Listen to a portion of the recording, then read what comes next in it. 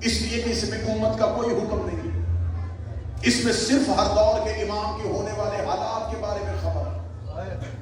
اللہ direct جناب مولا علی کی کتاب نہج البلاغہ خطبے علی کے ہیں، تعلیف مولا علی کی نہیں، یہ تعلیف ہے سید رضی کی۔ سید رضی نے مولا امیر المومنین کے خطبے اکٹھے کیے، اکٹھے کر کے کتاب بنائی۔ یہ تصنیف علی نہیں ہے، تعلیف سید رضی ہے، یہ علی کے ہاتھ کی لکھی کتاب نہیں۔